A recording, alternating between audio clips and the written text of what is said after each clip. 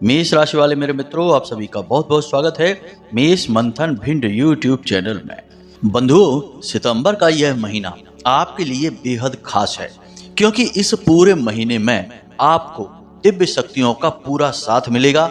आपकी मनोकामनाएं पूरी होंगी और आपके द्वारा किए गए प्रयासों का आपको पूरा फल प्राप्त होगा। बस इसके लिए आपको मंदिर में जाकर दान करनी होगी 2 रुपए की यह एक छोटी सी चीज। बेशक इस एक चीज की कीमत 2 रुपए अवश्य है, लेकिन देवी देवताओं का आशीर्वाद प्राप्त करने के लिए बहुत है। अगर आपने इस एक चीज को मंदिर में दान कर दिया तो निश्चित तौर पर आपके भाग्य में वह सब भी लिख दिया जाएगा जिसके लिए आप अब तक तड़प रहे थे।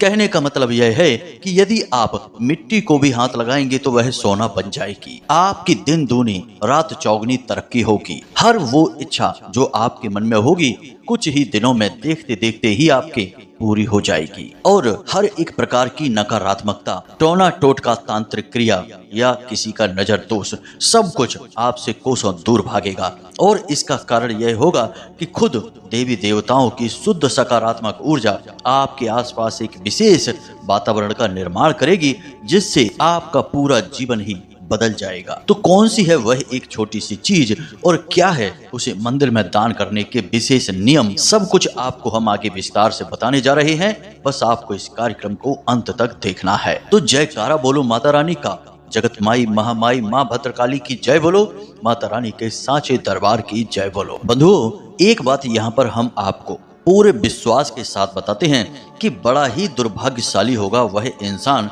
जो आज इस वीडियो कार्यक्रम को नहीं देखेगा या इसे बीच में छोड़कर चला जाएगा, क्योंकि इस कार्यक्रम में आपकी किस्मत के ताले को खोलने की चाबी दी जा रही है। और जो इस कार्यक्रम को देखेगा और इस कार्यक्रम में बताई गई बातों को गहराई से समझकर पूरे नियम के साथ अपने जीवन में उतारेगा, उसके जीवन में 100% तरक्की होगी, उसकी मनोकामनाएं पूरी होंगी, दुख दर्द तकलीफें सब दूर होंगे, इस बात की हम गारंटी देते हैं। अब जो भी बातें आगे हम आपको बताने वाले हैं वे बातें हमारे खुद के जीवन के अनुभव पर आधारित हैं और हजारों लोगों पर आजमाई हुई हैं और हर बार इस एक चीज की प्रामाणिकता सही साबित हुई है। तो अब ध्यान से सुनिए, ग्रह नक्षत्रों का साथ आपको इस महीने में भरपूर मिलेगा।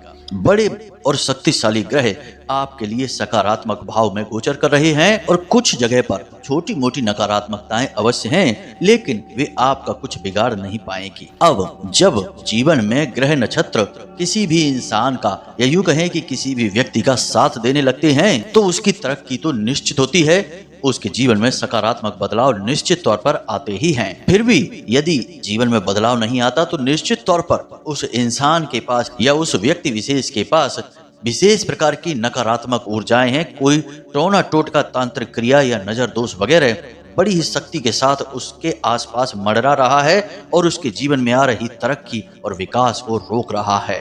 तो अब ऐसे में कहीं आपके साथ भी तो ऐसा नहीं है कि नकारात्मक ऊर्जाओं के वातावरण ने आपको घेर रखा है, किसी न किसी प्रकार का टोना टोटका, तांत्रिक क्रिया आपके ऊपर करवा रखी है या कोई भयंकर दोष आपके ऊपर लगा हुआ है। यदि ऐसा है तो आपके ऊपर इन ग्रहों के सकारात्मक बदलाव का कोई प्रभाव ही नहीं होगा, उल्टा आपके जीवन में नकारात्मकता ही नकारात्मकता दिखाई देगी। जो ग्रह आपको लाभ देने जा रहे हैं वही ग्रह अपने नकारात्मक प्रभाव आपको देने लगेंगे और यह प्रभाव होगा उस नकारात्मक ऊर्जा का जिसने आपको घेर कर रखा है।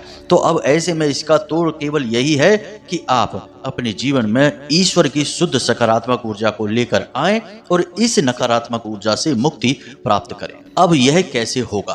तो बंधुओं, ईश्वर की शुद्ध सकारात्मक ऊर्जा आप अपने जीवन में केवल एक ही प्रकार से ला सकते हैं, ईश्वर को प्रसन्न करके। जब ईश्वर भगवान देवता आपसे प्रसन्न होंगे तो वे आपके जीवन में अपने आप खिंचे चले आएंगे और जब दैवी शक्तियां, देवी देवता आपके जीवन में आएंगे तो नकारात्मक ऊर्जाएं अपने आप भाग ही जाएंगी। इस वीडियो कार्यक्रम में हम आपको कुछ छोटे मोटे लेकिन बेहद ही शक्तिशाली नकारात्मक ऊर्जाओं को भगाने वाले उपाय भी बताएंगे, जिन्हें भी आपको अवश्य ही कर लेना है। उसके बाद आप इस एक चीज को मंदिर में जाकर दान कर आना। किसी से इस विषय में चर्चा नहीं करना है। उपाय और क्रियाएं जितना गुप्त रहेंगी उतनी ही शक्ति के साथ कार्य करेंगी, तो किसी से इस विषय पर चर्चा नहीं करनी है।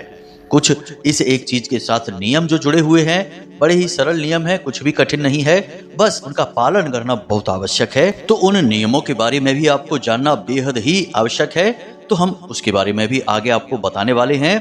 तो आज का यह कार्यक्रम इस सितंबर के महीने में आपके जीवन को पूरी तरह से बदल कर रख देने की शक्ति रखता है। तो हम उम्मीद करते हैं कि आप इस कार्यक्रम को अंत तक अवश्य देखेंगे, क्योंकि बड़ी ही मेहनत और ज्योतिषीय आकलन और ग्रह नक्षत्रों की चाल का सही अंदाजा लगाने के बाद हम इस कार्यक्रम को तैयार कर रहे हैं। और हमारी मेहनत सफल तभी होगी जब आप इस कार्यक्रम को अंत तक देखेंगे और इस कार्यक्रम में बताई गई बातों को अपने जीवन में भी उतारेंगे, तभी तो आपके जीवन में बदलाव आएगा और हमारा प्रयास सफल हो जाएगा। तो बस आपसे हमारा यही निवेदन है कि अंत तक हमारे साथ बने रहिएगा और देखिए कि जीवन कैसे बदलता है। प्रमाणों के साथ हम बात करेंगे, कोई भी कोरी कल्पना और हवाई बातें नहीं, सब कुछ प्रामाणिकता के साथ 100% गारंटी के साथ कार्य करने वाली क्रियाओं के बारे में हम चर्चा करने वाले हैं। तो चलिए बंधुओं, आज के इस विशेष कार्यक्रम की शुरुआत करते हैं, लेकिन इससे पहले माता रानी को आभार अवश्य व्यक्त करेंगे। तो कमेंट बॉक्स में लिखिए, जय माँ भद्रकाली कृपा करो। एक बार नहीं 3 बार लिखना। माता रानी आपके ऊपर पूरी कृपा और आशीर्वाद बनाएंगे। साथ ही साथ यदि आप इस चैनल पर पहली बार आए हैं तो आप इस चैनल को सब्सक्राइब अवश्य कर लें। बगल में जो सब्सक्राइब का बटन है उसे दबा दें। ऐसा करते ही आप न केवल हमारे बल्कि माता रानी के माँ भद्रकाली परिवार के सदस्य बन जाएंगे। और जब आप खुद माता रानी के परिवार के सदस्य बन गए हैं तो फिर आपके जीवन का हर एक कष्ट माता रानी खुद ही देख लेंगी। जी हाँ बंधुओं, तो चलिए इस सुनहरे अवसर को अपने हाथ से जाने मत देना। जल्दी से चैनल को सब्सक्राइब करिए, फिर आगे बढ़ते हैं। बंधुओं, अब जो हम आपको बताने जा रहे हैं उसे जरा आप ध्यान से सुनना। इस सितंबर के महीने में कुछ ग्रह योग तो इतने सुंदर और अनुकूल हैं जो आपको कई प्रकार के लाभ दिलवाएंगे। खास तौर से आपके लव लाइफ, आपके दाम्पत्य जीवन में विशेष सुख और खुशियां दिलवाएंगे। इसी के साथ साथ माता लक्ष्मी की विशेष कृपा और आशीर्वाद भी आपको प्राप्त होगा। यानी एक तरह से देखा जाए तो यह सितंबर का महीना परिवर्तन का महीना कहा जा सकता है। तो अब ऐसे में आपको जब ग्रहों का साथ मिल रहा है तो क्यों ना कुछ ऐसा भी कर लिया जाए जिससे कि देवताओं का भी पूरा साथ आपको मिलने लगे। और जब देवताओं का साथ आपको मिलेगा तभी आपके जीवन में कोई भी बदलाव निश्चित तौर पर हो पाएगा, यानी कि लंबे समय तक टिक पाएगा। वरना ग्रहों का बदलाव तो कुछ समय के लिए रहता है। आप तो जानते ही हैं कि ग्रहों की चाल तो पल प्रतिपल बदल रही है। आज यदि ग्रह सकारात्मक योग बना रहे हैं तो हो सकता है कि अगले महीने या कुछ ही दिनों बाद कोई अनिष्ट ग्रह, कोई अनिष्टकारी ग्रह योग का निर्माण कर सकता है, जो कि ग्रहों के शुभ लाभ को तुरंत नकारात्मक परिस्थितियों में बदल देगा। यानी कि ग्रहों की चाल पर हम 100% निर्भर नहीं रह सकते हैं।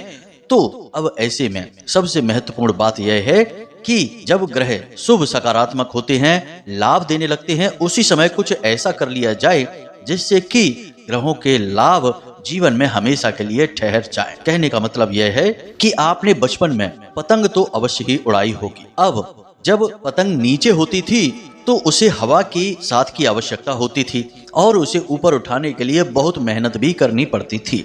लेकिन जब पतंग एक निश्चित ऊंचाई पर पहुंच जाती थी, उसके बाद हवा चाहे धीमी ही क्यों न हो जाए और आपको मेहनत भी कम करनी पड़ती थी, लेकिन पतंग निश्चित ऊंचाई पर लगातार उड़ती रहती थी। तो जीवन भी कुछ इस प्रकार होता है। ग्रहों की जब शुभ परिस्थितियां बनती हैं तो इसे आप इस तरह समझ सकते हैं कि हवाएं अभी तेज हैं, यानी पतंग आपकी आसानी से ऊपर उठ जाएगी। और यहाँ पर हम आपके सौभाग्य की पतंग की बात कर रहे हैं। अब आपको कुछ ऐसा करना है जिससे कि दैवीय शक्तियां आपके साथ आ जाएं और आपके सौभाग्य की पतंग इतनी ऊंचाई पर चली जाए कि बाद में ग्रहों का परिवर्तन भी बेशक हो जाए, यानी कि हवा चाहे धीमी ही क्यों ना हो जाए तब भी आपकी पतंग नीचे ना आए। यही होता है एक सही तरीका संतुलन बनाने का। इसी को संतुलन कहते हैं और संतुलन पर ही संपूर्ण जीवन निर्भर रहता है। हमारे शास्त्रों में स्पष्ट तौर पर लिखा हुआ है, अतिशोक्ति सर्वथा वर्जते, यानी कि हम किसी भी चीज की अति नहीं कर सकते हैं। हर एक चीज को हमें संतुलन में रखना होगा। संतुलन का नाम ही जीवन है। तो बंधुओं, अब यहाँ से आपको यह समझ में आ गया होगा कि ग्रहों की चाल का कोई खास भरोसा नहीं है, कभी भी बदल सकती है और इसके परिणाम भी कभी भी बदल सकते हैं। तो अब आपको ग्रहों की चाल का लाभ केवल उतने समय के लिए लेना है कि जितने में आपके सौभाग्य के निर्माण की नींव ढल जाए। बाकी फिर सब कुछ तो दैवीय शक्तियां खुद ही करेंगी। तो अब दैवीय शक्तियों को अपने जीवन में लाने के लिए, आकर्षित करने के लिए, उनकी कृपा हमेशा के लिए अपने जीवन में बनाए रखने के लिए क्या करना चाहिए, यह सबसे महत्वपूर्ण प्रश्न उठ रहा है। तो हमारे शास्त्रों में दैवीय शक्तियों को अपने जीवन में लाने के लिए सबसे बड़ा मार्ग भक्ति मार्ग बताया गया है। यानी कि भगवान की जो भक्ति करते हैं उनके जीवन में हमेशा भगवान रहते ही हैं। लेकिन आज के समय में भक्ति के भी कई रूप निकल कर बाहर आए हैं जो कि बड़े ही अजीबोगरीब हैं, और देखा जाए तो भक्ति है ही नहीं, बस देखने में ही भक्ति लगती हैं। अब हमारे शास्त्रों में जैसे कि श्रीमद् भागवत पुराण में एक व्याख्यान मिलता है जिसमें कि भक्ति देवी बिल्कुल जवान हैं इस कलयुग में, और उनके 2 पुत्र हैं जो कि बहुत ही बीमार हैं और उनकी उम्र भी बहुत अधिक हो गई, यानी कि वे बूढ़े हो गए हैं और लगभग मरने ही वाले हैं। और इन 2 पुत्रों का नाम है ज्ञान और वैराग्य। जी हाँ बंधुओं, भक्ति के बेटे हैं ज्ञान और वैराग्य। लेकिन आज के इस कलयुग में भक्ति तो जवान है लेकिन ज्ञान और वैराग्य लगभग मरने वाले हैं। अब इस प्रसंग से हमें यह समझ में आता है कि आज के समय में लोग भक्ति तो बड़े ही जोर शोर से करते हैं। देखने में ऐसा लगेगा यह इंसान कितना बड़ा भगवान का भक्त है। 1 घंटे तक मंदिर में बैठा रहता है, भगवान का नाम जपता रहता है, माला फेरता रहता है, और अब तो भगवान इसके ऊपर अटूट कृपा करने वाले हैं। लेकिन देखा जाए तो उसके जीवन में कष्ट ही कष्ट हैं। भगवान की कृपा का नामो निशान तक नहीं है। लेकिन ऐसा कैसे हो सकता है? जिसने भी भक्ति की है उसे कृपा मिली है। लेकिन अब समस्या यहाँ पर यह है कि ज्ञान और वैराग्य तो हैं ही नहीं। ज्ञान और वैराग्य से मतलब यहाँ पर यह है कि ज्ञान कहता है कि किसी के लिए गलत मत सोचो, हमेशा एकाग्रचित्त रहो, अपने काम से काम रखो, दूसरों के बारे में हमेशा भलाई सोचो, नकारात्मक विचारों से हमेशा दूर रहिए। यही है ज्ञान का मकसद। और वैराग्य कहता है कि जरूरत से ज्यादा किसी से भी मोह मत दिखाओ, चाहे फिर वह चीज हो या फिर कोई इंसान हो। यानी यदि आप किसी से प्रेम भी करते हैं तो उससे इतना प्रेम मत करिए कि वह जब आपसे दूर जाए तो आप तड़पने लगे, रोने लगे। और यही हाल चीजों का भी होता है। आज के समय में तो लोग इंसानों से कम और चीजों से इतना अधिक प्रेम करने लगे हैं कि अगर किसी चीज पर जरा सी खरोंच भी आ जाए तो लोगों का दम निकलने लगता है। तो यह है वैराग्य। यानी अब यहाँ पर आपको क्या करना है? भगवान की भक्ति, ज्ञान और वैराग्य, इनको तीनों को अपने साथ लेकर चलना है। अब सामान्य तौर पर यदि देखा जाए, मोटे तौर पर समझाया जाए तो कहने का मतलब यह है कि जो भी आप भगवान को प्रसन्न करने के लिए पूजा पाठ क्रियाएं करते हैं उन्हें तो करिए ही, लेकिन मन में हमेशा सकारात्मक रहिए। कोई किसी की बुराई भी करे तो उसमें भी अच्छाई ढूंढिए और हमेशा अच्छे का साथ दीजिए, सत्य का साथ दीजिए। जितना हो सके उतना अज्ञानता से दूर रहिए, नकारात्मकता से दूर रहिए। इस संसार में कोई भी बुरा या अच्छा नहीं होता बंधुओं। हमेशा परिस्थितियां और वातावरण ही इंसान को बदल देता है। बुरे से बुरा इंसान कल अच्छा भी हो सकता है और अच्छे से अच्छा इंसान कल को बुरा भी हो सकता है। सब कुछ उसके वातावरण और परिस्थितियों पर निर्भर है। तभी तो डाकू रत्नाकर वाल्मीकि जैसे महान संत बने जिन्होंने रामायण की रचना कर डाली, केवल छोटी सी एक प्रेरणा मात्र से।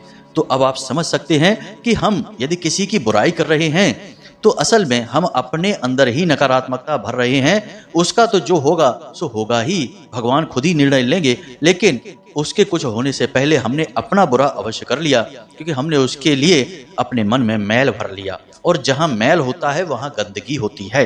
गंदगी हमेशा स्थान को गंदा करती है, यानी आपके मन को भी गंदा कर देगा यह मैल। तो आपको किसी से कुछ भी नहीं गलत कहना है, जो भी कहना है अच्छा कहना है, सकारात्मक कहना है और अपने काम से काम रखना है, अपने जीवन के बारे में विचार करना है। और यही हाल है वैराग्य का। यानी कि किसी से जरूरत से ज्यादा प्रेम ना करिए, उससे चिपकिए नहीं, बस जब तक वो आपके साथ है उससे प्रेम से रहिए। और जब वह आपसे दूर जाना चाहता है या परिस्थितियां उसे आपसे दूर करती हैं तो कोई बात नहीं, इसे भगवान की मर्जी मानकर स्वीकार कर लीजिए। इससे बड़ा सुख कुछ भी नहीं है। बंधु, ये भक्ति के सही स्वरूप हैं। अब यहाँ तक सारी बातें हमने आपको इसलिए बताई बंधु क्योंकि यही सच्चा दर्शन है। शास्त्रों में यही बताया गया है भगवान को इसी प्रकार से प्रसन्न किया जा सकता है। वरना यदि आप केवल प्रसाद चढ़ाकर, फूल चढ़ाकर और चालीसा और आरती गाकर भगवान को प्रसन्न करना चाहते हैं तो यह असल में अज्ञानता है, मूर्खता है। भगवान कोई इंसान नहीं है जो अपनी तारीफें सुनकर अच्छी अच्छी मिठाइयाँ, फल और फूल देखकर प्रसन्न हो जाएंगे। क्या भगवान के लिए ये सब चीजें दुर्लभ हैं? वे तो इन सब चीजों के सृजन करता हैं, खुद निर्माता हैं, तो उन्हें इन सब चीजों की कोई जरूरत नहीं है। उन्हें जरूरत है आपके शुद्ध चरित्र और मन की। इसीलिए भगवान को अंतर्यामी कहा जाता है। भगवान को हम कुछ भी नहीं दे सकते, हम भगवान से सिर्फ ले सकते हैं। तो इसलिए कभी भी इन प्रपंचों में नहीं पड़ना है। ये सब चीजें करिए आप, लेकिन पहले अपने अंतर मन को जरूर खंगालिए और जो भी कमियां हैं उन्हें चुन चुनकर दूर निकालिए। इसी प्रकार तो भगवान को प्रसन्न किया जा सकता है। अब इन सब बातों के माध्यम से बंधुओं, हम आपको केवल एक दिशा निर्देश देना चाहते हैं, क्योंकि अब आगे जो हम आपको उपाय बताने जा रहे हैं, जो क्रियाएं बताने जा रहे हैं, वे आपके ऊपर फलित तभी होंगी जब आप इसी विचारधारा को अपनाएंगे। जब आप इस विचारधारा को अपनाएंगे तो आप एक भक्त कहलाएंगे, और भक्त के आगे तो भगवान भी विवश हो जाते हैं। एक छोटा सा भक्त जिसका नाम था ध्रुव, उम्र थी केवल 5 वर्ष, उसने मात्र 6 महीने की भक्ति से स्वयं भगवान श्री हरि विष्णु को अपने सामने प्रकट होने पर मजबूर कर दिया था। भक्त प्रहलाद ने भी छोटी सी उम्र में भगवान नरसिंह को अपने सामने प्रकट होने पर मजबूर कर दिया था। तो अब आप समझिए कि भक्त के सामने तो भगवान भी विवश हो जाते हैं। तो आपको असली भक्त बनना है। आप एक बार असली भक्त बने, भगवान हमेशा आपके साथ रहेंगे, हर हालत में रहेंगे। और जब भगवान ही आपके साथ रहेंगे तो फिर आपको दुनिया में किसी की जरूरत है ही नहीं। आप जो चाहेंगे वह आपका होगा। हर एक कार्य में आपको सफलता मिलेगी। दिन दूनी रात चौगनी आप तरक्की करने लगेंगे। बंधु, हो सकता है कि कुछ लोगों को ऐसा लगे कि आज के इस कार्यक्रम में हम तो केवल प्रवचन कर रहे हैं, केवल इधर उधर की बातें कर रहे हैं, मूल विषय तो बता ही नहीं रहे हैं। लेकिन बंधु, आप खुद ही समझिए, यदि वातावरण अच्छा नहीं होगा तो अच्छे से अच्छा बीज भी अंकुरित नहीं हो सकता। अंकुरित हो भी गया तो वह आगे फल फूल नहीं सकता। आज नहीं तो कल वह मर ही जाएगा। इसी प्रकार सौभाग्य रूपी बीज आपके जीवन में कभी अंकुरित हो ही नहीं सकता जब तक कि आपको भगवान को प्रसन्न करने का सही रास्ता ना पता हो, यानी कि वातावरण सही नहीं बनेगा। तो अब यहाँ तक सारी बातें आपको समझ में आ गई होंगी। कुछ बातें ऐसी होंगी जिन पर आप अमल भी कर रहे होंगे, लेकिन कुछ चीजें हैं जहाँ पर आप कमियां भी कर रहे हैं। उनके बारे में जरा विचार से आत्म मंथन करिए और उसके बाद उन्हें भी निकाल कर बाहर फेंक दीजिए। बस अब इसके बाद आप जो क्रियाएं करेंगे वे सब फलित होंगी। एक छोटा सा चालीसा भी भगवान को प्रसन्न कर सकता है। एक छोटी सी ज्ञान की बात और आपको बता देते हैं बंधुओं कि कलयुग एक ऐसा युग है जिसमें हम जी रहे हैं, और इस कलयुग की एक बहुत बड़ी अच्छी बात है जिसके बारे में शायद आपको ना पता हो। इस कलयुग की बहुत ही अच्छी बात यह है कि यह कलयुग स्वयं परीक्षित के सामने कहता है कि हे राजन, हमारे अंदर लाख दोष क्यों ना हो, लेकिन एक बहुत बड़ी अच्छाई यह है कि जहाँ त्रेता और द्वापर युग में सैकड़ों सालों तक तप करके लोग भगवान को प्रसन्न करते थे और जितनी कृपा प्राप्त कर पाते थे उतनी कृपा तो केवल 10 दिन भगवान को नियमित पूजने वाले को कलयुग में प्राप्त हो जाती है। यानी कि कहाँ कलयुग के 10 दिन की पूजा पाठ और भगवान की भक्ति, और कहाँ सैकड़ों वर्षों का तप। इतना बल, इतनी कृपा इस कलयुग में 10 दिन में प्राप्त हो जाती है। यह भी श्रीमद् भागवत पुराण कहती है। अब आप समझिए कि यह कलयुग कितना अच्छा है। आप इसमें कम प्रयास करके भगवान को प्रसन्न कर सकते हैं। तो अब ये सारी बातों से आप अपने जीवन में कुछ विशेष बदलाव लेकर आइए, और इसके बाद अब हम अपने मूल विषय पर आते हैं और आपको उस एक चीज के विषय में बताते हैं। बंधुओं, वैसे तो एक एक करके कई चीजें होती हैं जिनके अलग अलग प्रभाव होते हैं, और दान का विशेष महत्व होता है हमारे हिंदू धर्म में। इसीलिए दान के साथ हमेशा धर्म भी कहा जाता है। अब यदि आप मंदिर में किसी चीज का दान करते हैं तो निश्चित तौर पर उस एक चीज का प्रयोग भगवान की सेवा में किया जाएगा।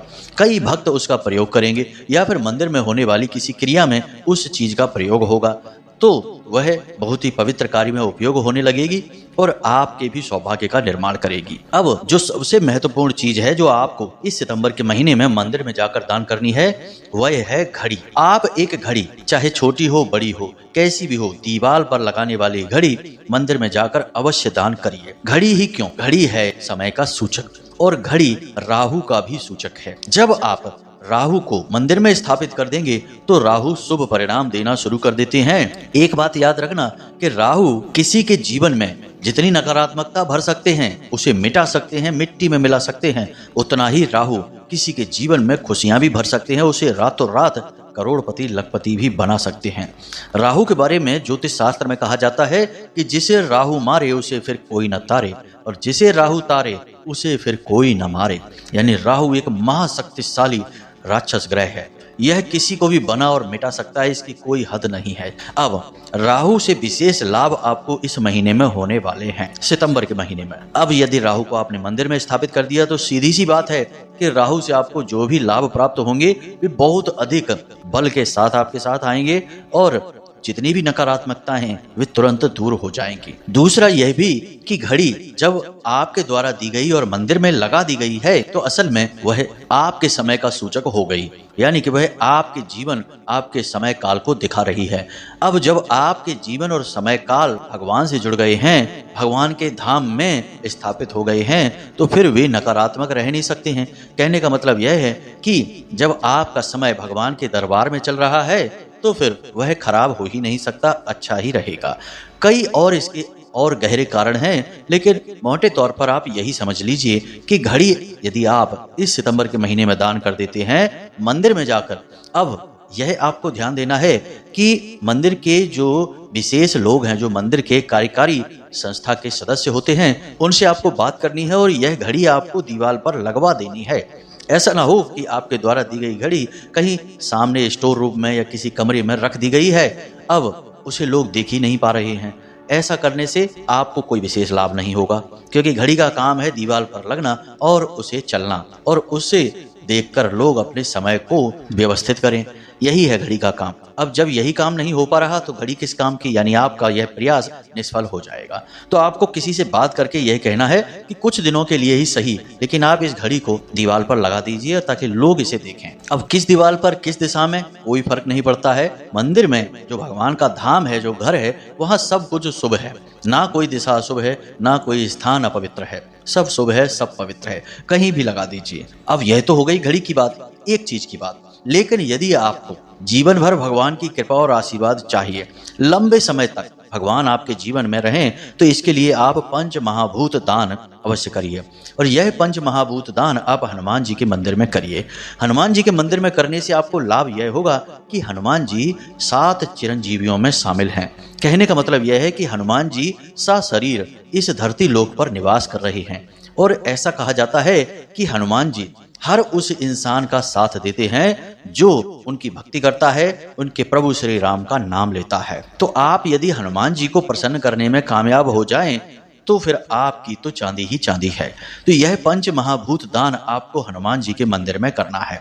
कैसे करेंगे आप, यह ध्यान से सुनिए। सबसे पहले तो आपको 5 आसन लेने हैं, यानी कि आसन जिस पर बैठकर लोग पूजा पाठ करते हैं, ऐसे 5 आसन लेने हैं। 5 हनुमान चालीसा की किताबें लेनी हैं। 5 हाथ से घुमाने वाले पंखे लेने हैं। 5 आपको दीपक लेने हैं। पीतल के दीपक ले सकते हैं या मिट्टी के दिए भी आप ले सकते हैं। और 5 जल के पात्र आपको लेने हैं।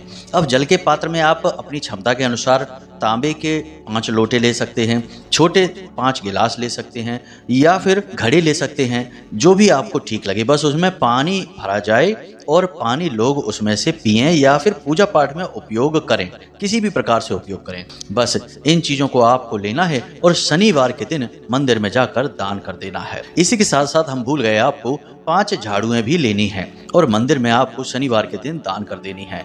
बस इतनी सी सामग्री को आप मंदिर में दान करिए। अब मंदिर के हर एक कार्य में इन सामग्रियों का प्रयोग होगा।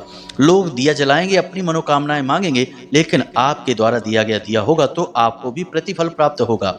आपके द्वारा दिए गए आसन पर बैठकर, आपके द्वारा दी गई किताब को पढ़कर हनुमान चालीसा पढ़ेंगे तो उसका कुछ न कुछ लाभ आपको भी प्राप्त होगा। कहने का मतलब यह है कि किसी और की भक्ति में, किसी और के पूजा पाठ में आप सहयोगी होंगे तो सहयोगी को भी तो लाभ प्राप्त होगा। यानी कि आपने एक छोटा सा कार्य किया और लंबे समय तक आपको इसका लाभ प्राप्त होता ही रहेगा। इसे पंच महाभूत दान कहा जाता है।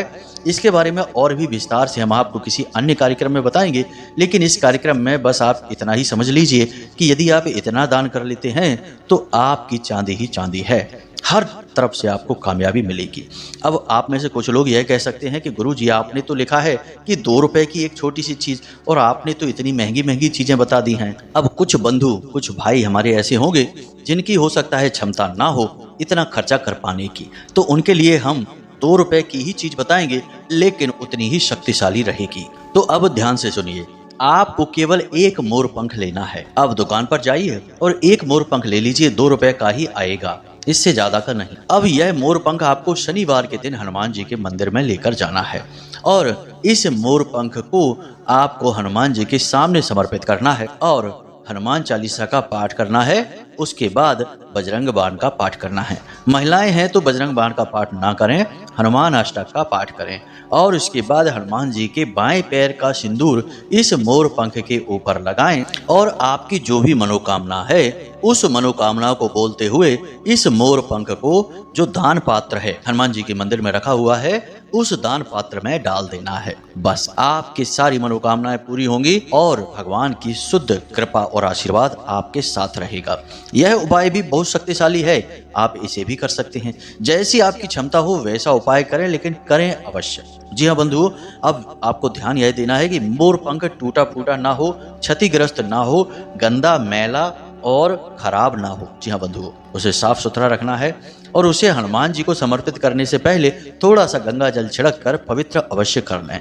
बस इतना सा उपाय आप कर लीजिए, फिर इसके परिणाम आप हमें कमेंट करके बताना। तो अब जितनी भी जानकारी हमने आपको दी है, उम्मीद करते हैं कि इसे आप समझ चुके हैं और इसे अपने जीवन में उतारेंगे और इसके लाभ ले पाएंगे। अब यदि कोई प्रश्न आपके मन में उठता है तो आप कमेंट करके भी पूछ सकते हैं, या फिर वीडियो के डिस्क्रिप्शन में दिए गए व्हाट्सएप नंबर पर मैसेज करके भी पूछ सकते हैं। बंधुओं, कुछ ही समय में सर्व मनोकामना पूर्ति हवन का प्रारंभ होने जा रहा है माता रानी के आदेश से। कब होगा हम आपको बताएंगे, और आप उसमें कैसे भाग ले सकते हैं इसके बारे में भी आपको पूरा ज्ञान देंगे। थोड़ा सा इंतजार करिए। इसी के साथ साथ आज की इस वीडियो को विराम देते हैं। हमेशा हंसते रहिए, मुस्कुराते रहिए, सकारात्मक रहिए, और दिन में एक बार मंदिर अवश्य जाइए, क्योंकि आपका उद्धार वहीं से होना है। मिलते हैं अगले ज्ञानवर्धक वीडियो में, तब तक के लिए धन्यवाद। प्रेम से बोलिए जय माई की, जय माँ भद्रकाली, जय बजरंग बली। माता रानी और हनुमान जी आपके जीवन में शुभ घड़ियां लेकर आएंगे। धन्यवाद।